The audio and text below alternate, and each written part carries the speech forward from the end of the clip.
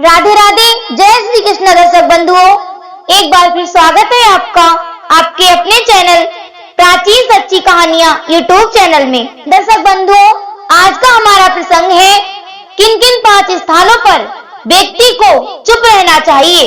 दर्शक बंधुओं, ये बहुत ही ज्ञानवर्धक एवं मार्मिक प्रसंग है। यदि अभी तक आपने हमारे चैनल को सब्सक्राइब नहीं किया है तो आपसे निवेदन है कि हमारे चैनल को सब्सक्राइब अवश्य करें और बने रहिए बिना स्किप किए हमारे वीडियो के अंत तक। तो आइए दर्शक बंधुओं, देखते हैं प्रसंग की ओर। एक गुरुकुल में बहुत से विद्यार्थी विद्या अध्ययन करते थे। उन विद्यार्थियों में एक विद्यार्थी की बहुत अधिक बोलने की आदत थी। उसकी इस आदत से गुरुकुल के सभी विद्यार्थी परेशान थे। वह बिना पूछे ही अपनी सलाह देने लगता था। कभी अपने घर की बात और कभी अपने पड़ोसी के गुणों अवगुणों का बखान शुरू कर देता था, चाहे उससे कोई पूछता या नहीं पूछता, फिर भी वह अपना राग अलापता रहता था। उसे इस बात की बिल्कुल भी चिंता नहीं थी कि उसकी बातें उसके सामने वाले को अच्छी लगेंगी या नहीं। उसे तो बस अपनी बात कहने से मतलब था। उसकी इस गलत आदत के कारण उसके सभी मित्र उससे दूर भागते थे और उसकी बुराई करते थे। लेकिन वह करता भी क्या, वह स्वयं भी अपनी इस आदत से परेशान था। लेकिन वह चाहकर भी अपनी इस आदत को छोड़ नहीं पा रहा था। दर्शक बंधुओं, इस बात का हमेशा ध्यान रखना, कभी किसी को बिन मांगे अपनी सलाह मत देना और कभी भी अधूरे ज्ञान के साथ ज्ञान की लड़ाई मत लड़ना, नहीं तो अपमान ही मिलेगा, सम्मान नहीं। तो दर्शक बंधुओं, कम से कम बोलो और अधिक से अधिक सुनो, हमेशा आप सम्मान के पात्र रहोगे। अपनी इस आदत से परेशान होकर वह शिष्य एक दिन अपने गुरुजी के पास गया और बोला, गुरुदेव, मेरे अंदर एक बहुत बड़ी कमी है। जहाँ पर मुझे बोलने की जरूरत नहीं है वहाँ पर मैं बोलने लगता हूँ। मुझे उचित मार्ग दिखाने की कृपा करें। तब गुरु ने कहा, बेटा, अधिक वही बोलता है जिसे अधूरा ज्ञान होते हुए भी प्रतीत होता है कि वह सबसे अधिक जानता है। लेकिन ऐसा व्यक्ति हमेशा नीचा ही देखता है। लेकिन ज्ञानवान व्यक्ति सब कुछ जानते हुए भी बहुत ही कम बोलते हैं। इसलिए बेटा, पहले खुद के अंदर का यह अहंकार हटा दो कि तुम्हें सब कुछ ज्ञात है।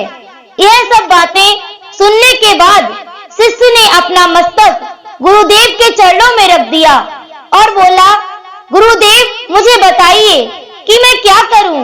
तब गुरुजी बोले, बेटा, तुम्हारी अधिक बोलने की आदत को मैं एकदम तो समाप्त नहीं कर सकता।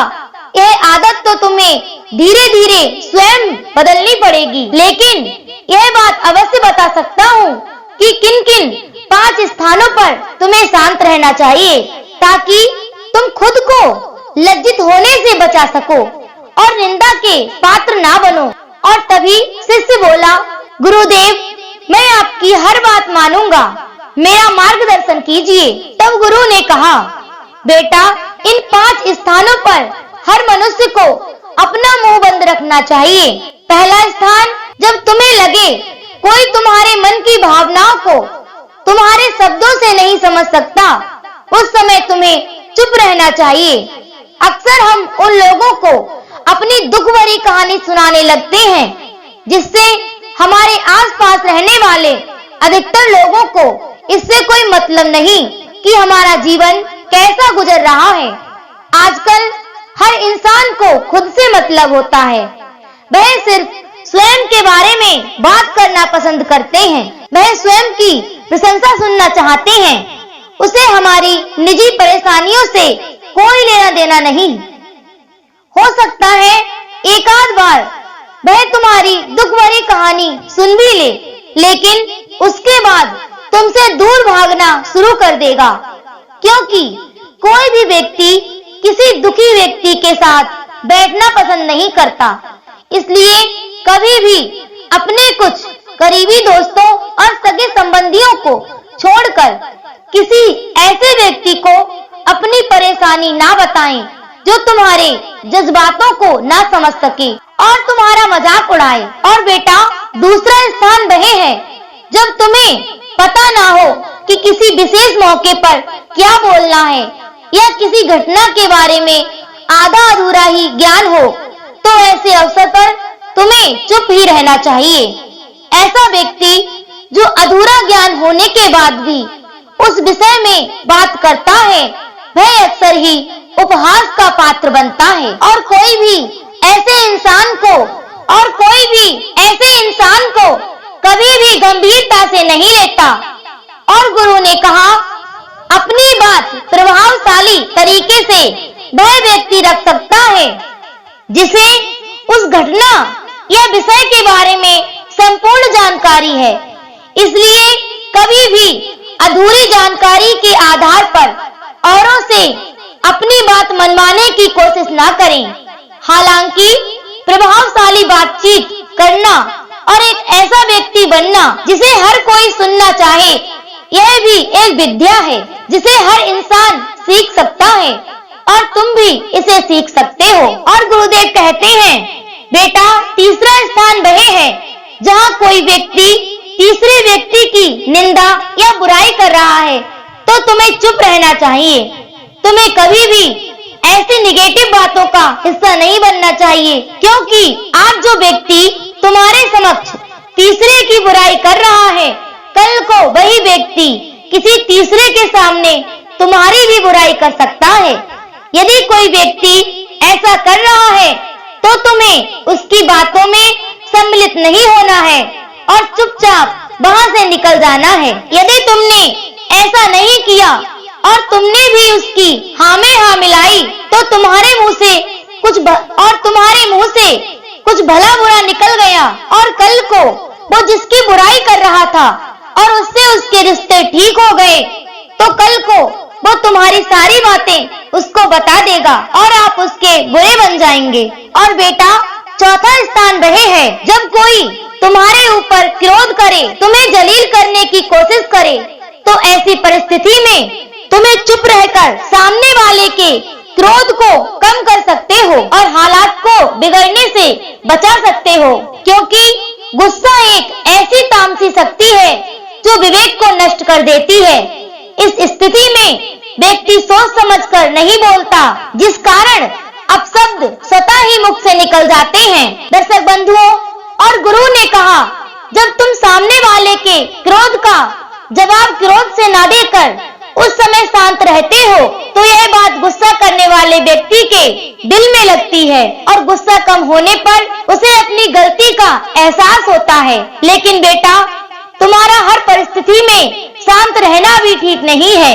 यदि कोई गलत कर रहा है तो तुम्हें उसका जवाब भी देना है, नहीं तो सामने वाला व्यक्ति आपके मौन को आपकी कमजोरी भी समझ सकता है। लेकिन कुछ लोग ऐसे होते हैं जिन्हें हमारा शांत रहना भी अच्छा नहीं लगता।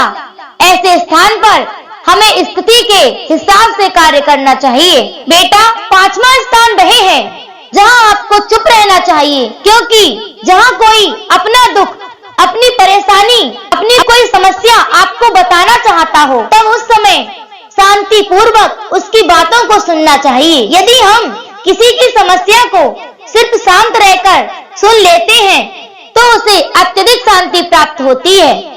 और अंत में गुरुजी ने कहा, मेरी एक बात हमेशा ध्यान रखना, जब तुम कम बोलते हो तो लोग आपकी तरफ अधिक आकर्षित होते हैं। और अंत में गुरुदेव ने कहा, मेरी एक बात हमेशा याद रखना, जब तुम कम बोलते हो तो लोग आपकी तरफ अधिक आकर्षित होते हैं कि आप क्या हो और तुम क्या विचार रखते हो।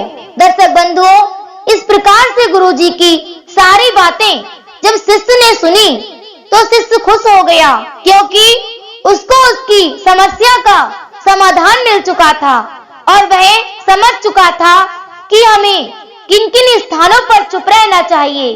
तो दर्शक बंधुओं, इस कहानी से हमें सीख मिलती है कि इन 5 परिस्थितियों में जो भी मनुष्य शांत रहता है और अधिक नहीं बोलता है, वह कभी भी अपने जीवन में मुसीबत में नहीं फंसेगा और सुख चैन से अपना जीवन व्यतीत करेगा। तो दर्शक बंधुओं, यदि आपको हमारी वीडियो पसंद आई हो तो अपने सगे संबंधियों तक पहुंचाएं और हमारे चैनल को सब्सक्राइब अवश्य करें और कमेंट में राधे राधे जय श्री कृष्णा अवश्य लिखें। इसी के साथ दर्शक बंधुओं, राधे राधे जय श्री कृष्णा।